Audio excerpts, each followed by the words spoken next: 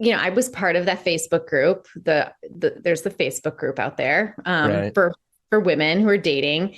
And it's really not to bash men. It's more of, hey, there's everything in there from what do you wear on a first date to give me Oh, some that's good cool. places to go in Logan Square. So I had been feeling like, we've been dating for 4 months and we're not progressing. So I posted in the group, I posted some details about our situation. And lo and behold, somebody responded back and said, I guarantee you I know who you're talking about. It's no accident that sounds like you're leveling up in a video game. 48% of 18 to 29-year-olds have an online dating profile. Make them work for it. 45% of people say they're more frustrated with this form of dating than hopeful. There are so many people you can connect with. Should I swipe right? Swipe wrong. Swipe wrong.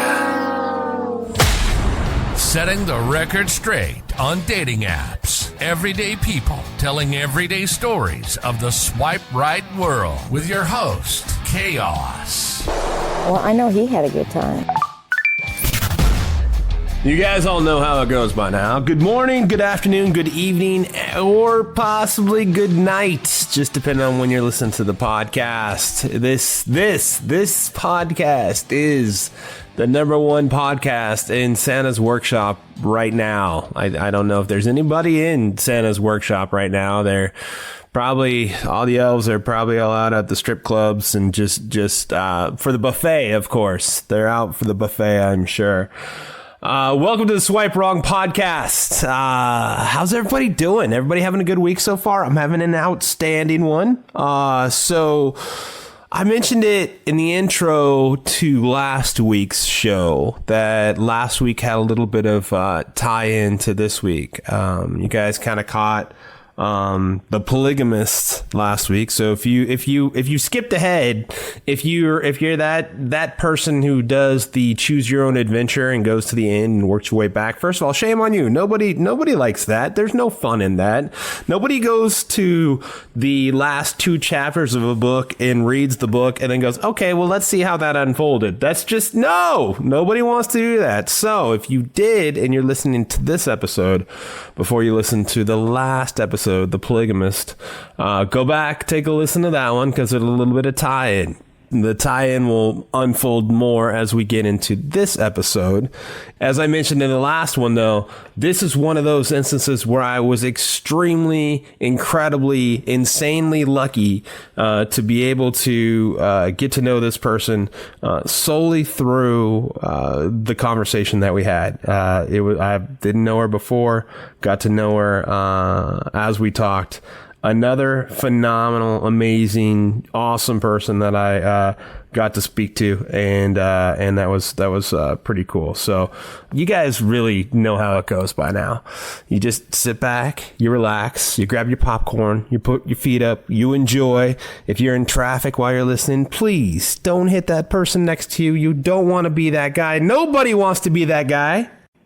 And enjoy the unraveling of a polygamist. And one more word, of course, from the quote-unquote legal department. Disclaimer. The views and opinions expressed in this program are those of the speaker and do not necessarily reflect the views or opinions or any entities they represent. This podcast is about dating experiences. It is not to say one dating app is better or worse than another. That's the unique thing. It's just how you guys organically or not organically became besties. Yeah, we've become really close. And there's others too that, we've kind of grown close with, all because of one guy that we all dated. So bizarre. And so that story kind of comes, I guess, after some other events that happened, at least for me, my journey with dating. I was I was in a relationship with somebody, married for 10 years, but with him for 16. And so when I first started dating, dating apps weren't really a thing. Like, I think Match was around, but okay, it was kind of taboo, right? Like, people didn't really do that. And so it was really more about meeting people out in bars and doing that kind of thing. And so that's how I met my then husband. And then, like I said, we were in a relationship for 16 years. And so when we got divorced, that's a whole other story that I've been told I should write a book about because it's like I tell it and people say that's a telenovela right there, which kind of makes the whole situation, what Kara and I experienced even that much more difficult in some ways, but now it's a really good thing. So everything is really positive now. I just want to start off by saying that there's no lasting trauma or anything like that. Everything's been kind of worked through. So, which is why I'm able to share my story now. But, I was with a man who was great in many ways, but he had some infidelity issues. And then let's just say, for brevity, he is now with our au pair. So, so that was an interesting situation. And honestly, when that all went down and everything happened, I look back on it, it's like, it wasn't even my life. I look at the whole situation and what we went through and how I had to live with him and her, and they had to leave the house. They kind of left the house at the same time, and just finding out all of that kind of left me feeling like I had no faith in men and just love in general. And so I did what I think a lot of people would do, is put themselves back out there. And so I got out there, I got on the apps. I thought, all right, I'm going to go for it. And I wasn't ready to do that. That was crazy. I mean, I had a lot of work to do, I think, at that point, but I just wanted to fill my time with people and experiences. And, I was shocked at how the apps worked. I mean, I really thought that people that I matched with just really liked me. I thought, this guy's giving me attention. He must really like me. I had no idea that people get on those apps and that they're dating multiple people at one time, that people aren't honest. And I thought, I'm going to pick them. I'm going to pick them real good this time because I've been through a lot of bullshit. And that was just kind of foolish. And so I had a couple bad experiences there. When was this? When did this all kind of crack down the divorce and you started on the apps? This was post-pandemic. So okay. It was, people were still kind of masked up. When I first started dating, it was still going on dates with masks. So that was spring, summer of 2021. Okay. And so I did find a relationship with a man that was somewhat healthy. But again, looking back on it, I'm realizing now that I'm doing things much differently. And I'll get to that whole process that I'm going through now. Okay. But like I said, it was more about just this, they must really like me. I'm going to jump into a relationship with this person. They're telling me the truth. I won't be fooled again. Sure. And I was. And so I kind of turned towards fitness. I became, I'm a bodybuilder. So I turned into, just really getting healthy, strong, and all of that. But in that process, I met, and he was charming as all could be. I mean, I'm sure Kara told you, he just really made you feel like you're the only person that mattered. And again, I was being very naive and I believed everything he said. And so we dated for a while. We dated for 4 months, and we were intimate, and he had said, we're just with each other. And so again, I wanted to believe him because I had been so burned in the past that I thought, nope, they're not all bad, Yeah. But something inside, and I think the difference between Kara and myself is I felt something was off pretty early on with him. There was something in my gut that said, I don't know about this guy. And I'll give you an example. There was one weekend he needed a digital detox. And he said, all right, I'm going to go away. This was on like a Wednesday. He says to me, I'm going to go away tomorrow and I'm going to turn off my phone and I'm not going to talk to anybody for a whole weekend. And I said, okay. That I remember thinking, well, that's kind of strange. And I remember calling my sister and I'm like, he's going on a digital detox. He's not going to bring his phone. He doesn't know where he's going. He's just going to drive somewhere and just be there with himself. And she's like, that doesn't sound right to me, Right. So that was kind of my first warning sign. And I remember asking him after that weekend, he came back and I had told him, I said, I didn't really like that. I didn't like how that felt, not hearing from you for, 3 whole days. And he said, yeah, I know that was really kind of wrong of me. And then I said something to him like, are you dating other people? And then he called me neurotic, like just out of the blue. And I said, shit. what? Why am I, how is that? We're in a relationship. I haven't heard from you for 3 days. Who does that? And so somehow he ended up fooling me and I believed him. But then something just didn't feel right. Like with our days, our schedules never really lining up. And it was like, I was always Monday girl. So he was always free for me on Monday. But if I happened to have like a random Thursday or Friday free and I asked him about it, he'd be like, oh no, I can't, And now I realize why that was. It's because he had multiple people that he had Tuesday girl and Thursday girl. And then his weekends aligned with one person and not with me. And so, anyway, I ended up, I was part of that Facebook group. There's the Facebook group out there, for women who are dating. And it's really not to bash men. It's more of, hey, there's everything in there from what do you wear on a first date to give me some good places to go in Logan Square. It's not all bad. And that's why I joined it. I wanted to get some ideas about date ideas. I wanted to just connect with other women that were kind of in the same boat. And so I had been feeling like, we've been dating for 4 months and we're not progressing. That's kind of always my question now that I ask myself is this moving forward? Do I feel this forward momentum with the person I'm seeing? And I didn't feel that with him. And so I posted in the group and I just simply, I left off his name. I did not post a picture because it wasn't about incriminating him or bashing him. It was more of, hey, what do you other ladies think about this? Right. So I posted some details about our situation. I said things like, I live here. He lives there. He plays volleyball a couple nights a week. He's got a couple kids. I've got a couple kids.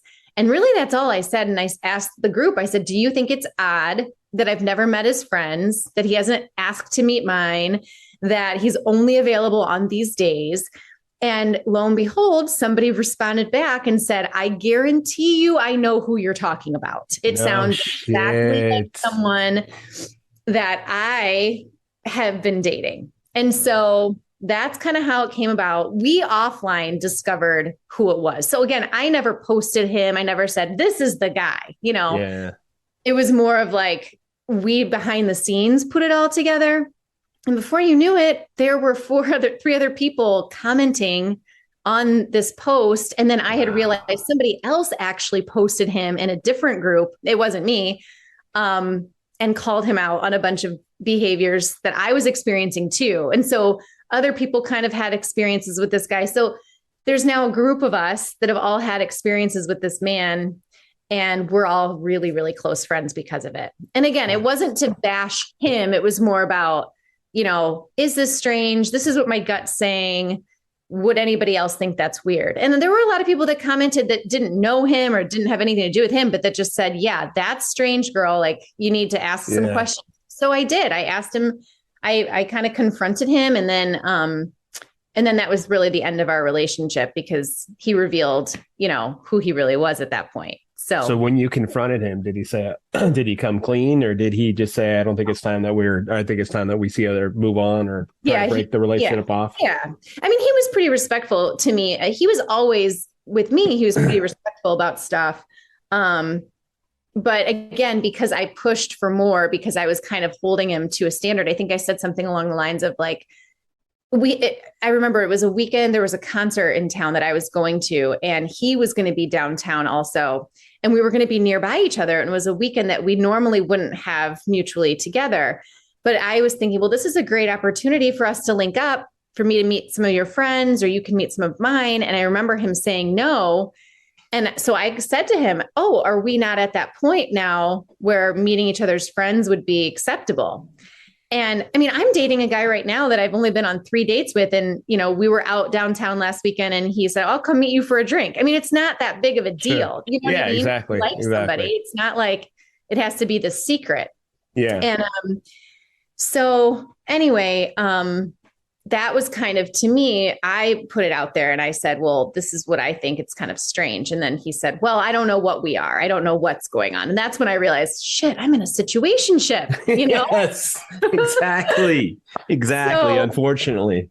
right. You know, he's like, well, I don't know how to define us. I don't know if we can put a label on us. I'm thinking, buddy, you've been telling me, like, we've been sleeping with me for the last 4 months, telling me that I'm the only person that you're with. You know, you claim that you're spending all your free time with me and you're telling me everything I want to hear, but yet we're not moving forward. So, Right. So I'm actually really glad that he ended it that way. And then after the fact, like I said, that's when we found out a lot of the things that were happening in that relationship were happening with all these other women too. So we've become really good friends. And believe it or not, he is not the main topic of conversation any longer. You know, That's awesome. So this group of friends, it's like 4 or 5. there's 4 of us. There's 4 of us. Okay. Mm-hmm. So I've kind of heard her. How did you find? Because I think it was you that found Kara, right? Yeah. Okay. So she ended up seeing. It wasn't my post. She saw a post from somebody else that actually posted his picture, posted his name, and said avoid him. Which I would never, like I said from the beginning, I would never do that. You know, I don't think he's a horrible human being at his core, you know, and I don't believe in using those groups to defame somebody or to shame their character. It's, you know, I just, because they can. don't want that energy, you know, I don't want that energy. Good for you. That's awesome. That's awesome. But so she had commented on another post, and then one of the girls that had commented on mine saw that one. And then we all kind of put it together. We're like, oh, wait, you're dating him too? Oh, and so Kara and I realized we were actually dating him at the same exact time. Wow. So we overlapped. And that's when we realized, wow, he would be with me on, like, for example, we went away on Memorial Day weekend. We did a long weekend. We came back on Sunday, actually. And then he went right over to her place that night. Like after we were together, and he was texting with her while we were together on our vacation, you know, and that was pretty early on in our relationship too. So it's just, he was doing that probably the whole time for years with everyone. So that's that. So then that's kind of when I said, all right, I'm taking a break because I've gone from one horrible situation to another and something's off. Time to focus inward a little bit. Sure. And do things differently, you know, stop. I guess my big takeaway from dating and the apps is, my message would be to stop asking, do they like me? And do I actually like that person? Yeah. You know, 100%. So that's kind of how I'm approaching it now. That's when all this broke down, you stepped back, and then how long did it take for you to start asking yourself that question? Like, where did the change start to come from? Like when you're like, fuck, I just needed to focus on me. But that all went down probably in August, that we all realized that it's the end of August, it was the end of the summer. And like I said, I'm a competitor. I had my first show in November, and then I did another show in December. So things had gotten pretty intense for me training wise and with my diet. And it kind of limited me with dating just because I couldn't, go on dates and eat and drink like most normal people. So I thought, well, this is a really good time for me to kind of step back, focus on my goals, figure out what I want. Because the other thing that I've learned after looking back is a lot of these men that I dated post-divorce, they're not even people that I would date currently. You know, now that I feel like I've changed, I look at myself, I'm like, what? I wasn't really physically attracted to that person. I wasn't who they are, who their value, like what their values are, don't align with mine.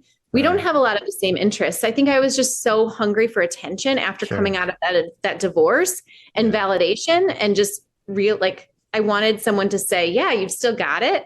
Yeah. And in the process, I lost the main point, which is to find a relationship that's healthy and mutual and supportive. Right. Right.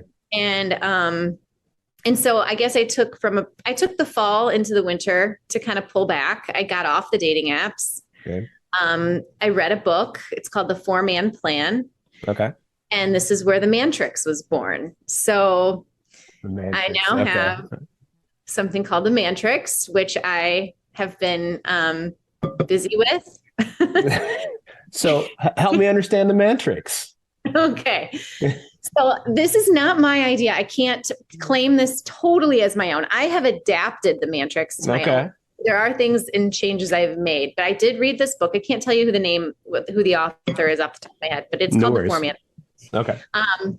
But basically what I do is I have set a time period. I think it was December 15th. I recreated my Hinge profile. All right. Okay. Instead of approaching it where I said, I'm going to just put up the best looking pictures of myself, pictures where I feel like I look the prettiest or the most interesting. That's kind of how I approached it before. Like, do I look hot in this picture? Would somebody find me attractive? And so I totally wiped that idea clean. And I said, all right, I'm going to only put up pictures that represent who I am as a whole. So I made a list of all of the things that I'm interested in, my personality. So I made sure to put a picture up with me with my kids, but I blocked out my kids because that's a big thing for me. If I'd see a dating profile and somebody has their kids plastered on there, it's kind of like immediate red flag. Yeah. So, but I want people to know I'm a mom. I think that's really important. And the first time I built a profile, I didn't include that, which big mistake number one. I made sure to put up pictures of me being silly. So for my work, I dress up in character and I lead presentations and professional development in different characters. So like, for example, there's a picture of me dressed up as Napoleon Dynamite. Nice. It's a side by Pedro. Yeah. I have that shirt on in the picture with the wig and the glasses and everything. Yeah. I don't love that. Like, you have to send me that picture if you don't mind. I would love to see it. Send it to you. So I have that one. I also have up a picture of me doing a skit, the coffee talk from SNL. I was the Madonna and my friend Tammy, she's Mike Myers. And so we have that one up. I have a picture of myself in a fitness picture because I'm a fitness coach. So I have a shot that I did in a gym lifting weights, and that's a big part of my life. So I wanted that represented. Okay. So anyway, I just took time to really think about who I am and try to attract somebody that would find that interesting, So I revamped my profile. That was December 15th. And then I set a reminder in my calendar and I called it intentional dating era. Okay. So I have 3 months of my intentional dating era. And I made a promise to myself that I would really go for it and really put in effort, because what I want back is somebody that's willing to put in effort. So if I want that in return, I have to give it, Okay. So I promised to show up. I promised to check my messages, respond to my messages in a timely manner. If I like someone on the app, I will like it and also send a comment related to something in their profile. So to show that I'm actually interested. Okay. And so then when I'm looking, before somebody becomes a plan man, somebody that enters my Mantrix, you only enter the Mantrix if you've exchanged contact information off the app. So there's kind of a lot that goes into it before that happens. So things like, I'll ask myself, is this person matching my effort? Am I getting, like, if somebody likes my profile, are they sending me a message? I may match with them and give it a minute, give it a day, but if they don't come back and say anything to me, I most likely will unmatch, So there's a lot of matching that's going on, but not a lot of them are translating even to conversations. And some conversations, it's just, hi, how was your week? Yeah, sure. Cosmetic, superficial. Yeah. I'm like, okay, can you ask me anything about what I have in my profile? Sure. And so again, I try to do the same thing. And if I'm not feeling that vibe, the other thing I've started to do is on all of the apps that I'm using, they have a voice feature. So I send a voice message, and in my profile, I specifically say, don't hate me if I send you a voice message, because I don't love to text. Just as a person in general, I'm not a huge texter. Yeah. So I send that, and then I'll send a voice message. And if they respond back with a voice message, that's like huge bonus points, but they don't have to. I get that not everybody likes the sound of their voice and it's awkward, but I think it shows a level of effort again, and that's again, what I'm looking for. Yeah. So all of this happens. Then let's say somebody says, well, let's chat if you want to exchange numbers. I always will say yes if I'm feeling the vibe. I'm not one of those women that gives out a Google number or, avoids chatting, no, I don't care. I'll give you my number. We'll see what happens. Okay. So as soon as I give my number out and we have an exchange once back and forth, they enter the matrix. Okay. And in the matrix, there's 4 quadrants because the ultimate goal is to have 4 men on the matrix. Okay. There's different quadrants that you can place the names. And in the quadrants, I try to put information about them that I've gathered through the app, their age, maybe where they live, if they have kids, anything that's going to help me remember that person. So that way, when I'm talking to them, I have, because it gets hard. You're in all these conversations and you want to be 100%. Able to remember who you're talking to. And the worst would be like, oh, didn't I tell you that already? And they're like, no, it must be your other boyfriend, so totally. You have to keep good notes. You have to stay organized. Totally. And I am an organized person to a T. I'm pretty type A. So this works really well for me. I also love data. So I am a huge data nerd. I take data on everything, hence being a bodybuilder. I mean, it's kind of goes with the territory. So this works weighing really well. Your food, your analytics, all up and down, right? Yeah. So I'm treating dating kind of like a scientific experiment in the sense. How's it going? So since you've done that, like better dates, better quality people, better overall experience? I would say yes. I would say that the people that I've matched with now, we have much more in common than I have with the men that I matched with and went out with before. Because of these steps that I've taken. So the effort that you put in up front will give you so much that you need to know if you even want to pursue it, whereas before I was just so hungry for a date or hungry for attention that I matched with anyone. Sure. And that had to be exhausting. I mean, honestly, like you must have been carrying on so many conversations. It had to be sensory overload. Yes. Yeah. Oh yeah. Well, and this can get kind of overwhelming too, because the goal, again, it is to move pretty much as many people as you can into the matrix. And then, but once you go on a date, right? So I've gone on quite a few first dates recently. And this is where myself and the book, we kind of differ. The book would tell me everybody gets 2 dates. I disagree. I think that you learn a lot if you're asking the right questions and you've done a lot of the pre-work up front. You go into that first date already kind of getting a good feel for this person. And if you don't, it's on you. So for example, and I'm going to be fully transparent here. Please. I had a first date last night and I made a huge mistake in not doing a phone call or FaceTime with this person before. Okay. So because we were vibing, because I felt like, oh, his profile is really cute. And he did, kind of meet the effort criteria. He seemed like we had a lot of things in common. But when I got on the date, the physical chemistry was just not there. And it's not just looks is what I've realized. It's also, do you make me laugh? Do you make me smile? You don't have to be a comedian, but am I smiling on the date? Does it feel super serious? And so that is such a turn off if that's not there. So without the phone call, I've heard and I've talked to, a good handful of people. A lot of times the text message, and that's where you're at, like versus the face-to-face conversation can be so different because they have time to create the message back to you and you're not seeing that same vibe when you're face-to-face. Is that kind of what you mean? What happened? Absolutely. So I know for sure that if we would have done a call, even a phone call, it doesn't have to be FaceTime. Sure. But if we would have done a call, I could have gotten a better sense of his energy and just how he speaks or presents himself. I mean, there were a couple moments last night on the date. He was talking so softly that it made me self-conscious. I thought, am I a loud talker? Is he embarrassed right now? You're a Seinfeld close talker and all that stuff too, right? Exactly. Yes, totally. So I'm like leaning in. I'm like, what did you say? So there were just little things like that I just felt, God. And I drove home and I called my girlfriend. I was like, I know this is my fault. This is totally on me, 100% on me for not doing the call, because everybody I've done a call with that I've said, okay, let's go to a first date. Those first dates have been so good. So good. So what is so I was going to ask, what is your, I hate to say it this way, but pre-screening process? So you go to text, you go to call, and then even on the text messages, these women that you talked about earlier, they now, if I'm understanding it correctly, are also your support group, right? Yes. So like when you get a conversation, you say, hey, are you seeing what I'm seeing? Are you vibing the same way I am on this? Or am I missing something? Do you do that as well? No, I try not to do that too much. Okay.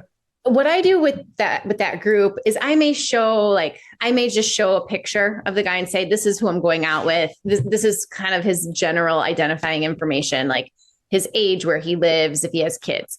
But one thing I've realized from the process too is if I don't want other people to make decisions for me. If I have a concern about something, I will bring it to the group chat and I will say, hey, this happened, guys. How would this make you feel? Am I overreacting here? Or, so I will use my support system in that way. Okay. But I won't let them make decisions about who I'm going to go out with or not. Okay. So then you're somewhat, then your pre-screening really is the phone call is important. Do you do background checks? I did a background check on the guy that Kara and I dated. Yes. The polygamist. We joked around and called him the polygamist. I don't want anybody to think that what I'm doing with the Mantrix either is irresponsible or.